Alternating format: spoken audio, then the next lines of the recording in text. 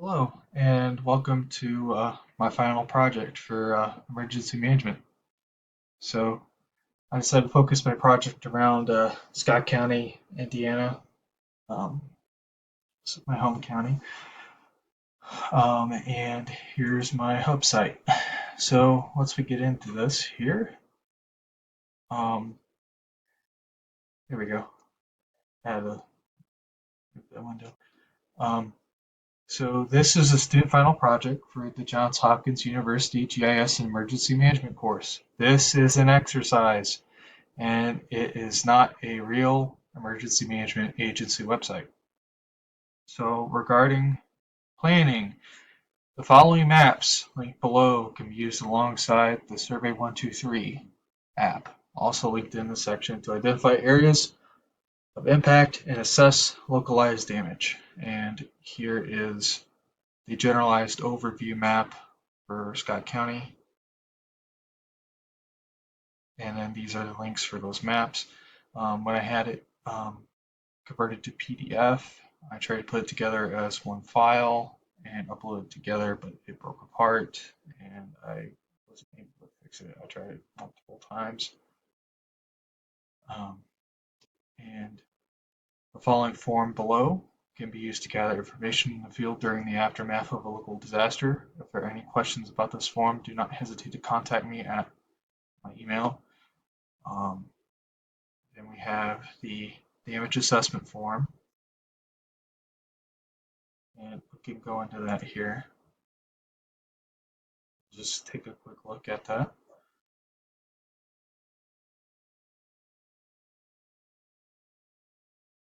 Um, just go ahead and turn off the location tracking stuff and see what we can details. There we go.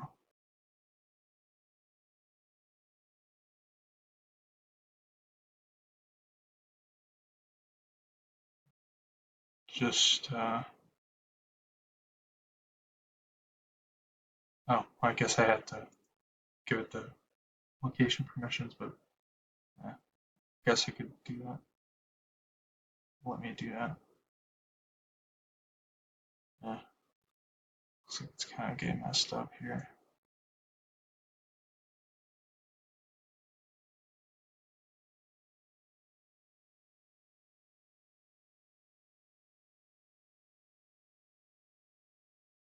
Yeah, okay. So we have yeah, our incident ID and all that PDA coordinates, address.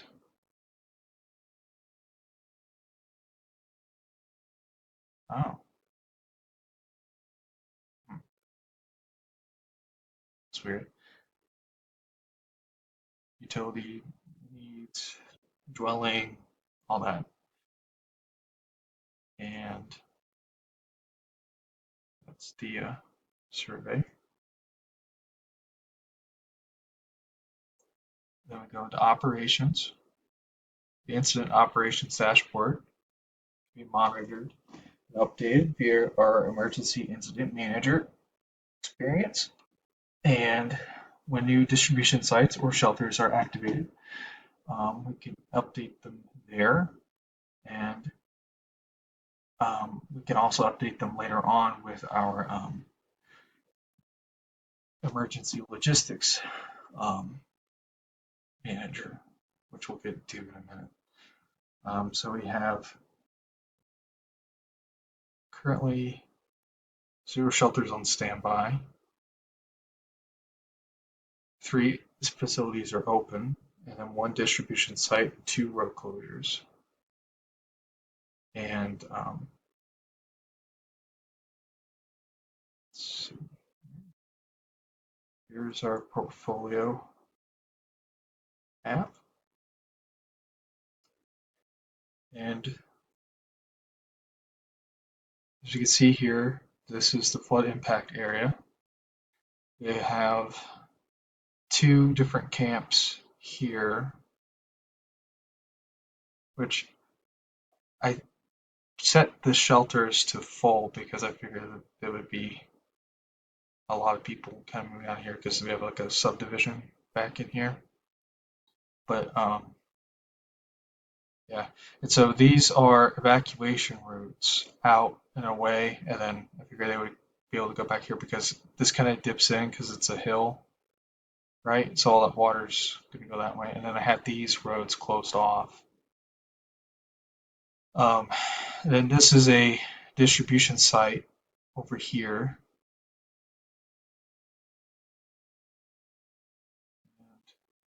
Yeah, that's for that one. Um, and then this one is where it was um, the quick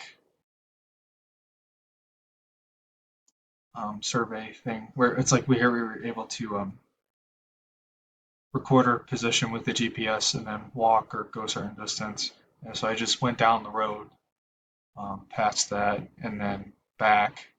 And then I kind of wanted to have it where it would be like I'm simulating like the road getting washed out. Um, and then the point up here is, well, all these different disaster points. Or, well, let's see here. Yeah, those are different points from just walking around. um, and then I tried to change the. Oh, okay, cool. It loaded. I was thinking that this didn't save, but sometimes the boundary, like I think I have it saved and it sometimes doesn't hold it. And then these are different survey responses to our survey 123 earlier in the semester, and these are just generalized responses I came up with.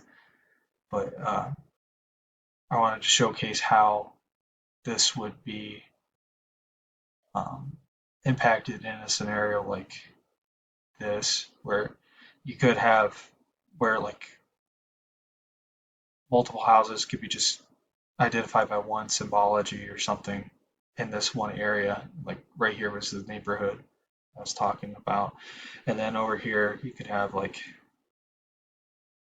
um,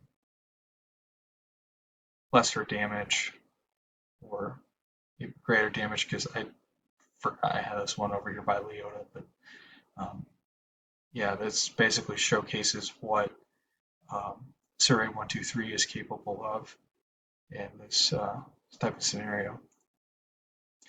And then when we get into the command map, this is where we're combining all of these different parts together, plus this layer here, which is the flood zone layer for Scott County. And this is extracted from the FEMA database. And so if we go into here, should, uh, well, okay, I thought I had the SBI, I haven't done that. Okay, so we have different damages. And then we also have our road cutout here. Completely destroyed house here. And then I think I'll re-edit that and then put this over that. And so we can actually see where it crosses over this flood zone here. So I wanted like this whole area here to be where we have that flood. Um, so as for logistics, um, this is the logistics manager, and so I just edited the basic manager experience that was for previous part over here. And so if we go over here to disaster logistics, we go into this. Um, should load up where we had our roadblocks and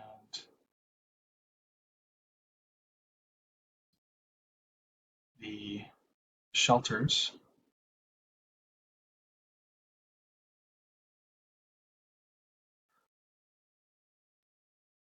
and our distribution sites as well.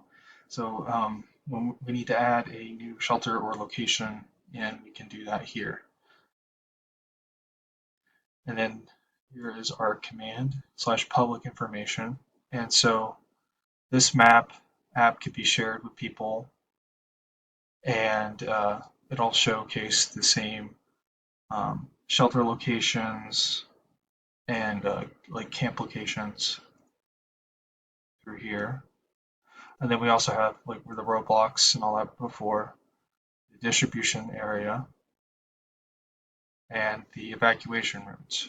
So people will know in this area where to go instead of going this way, and they could just go back around through here and then over. And then we have our localized map for that as well. That can be shared also. And then we also have our final survey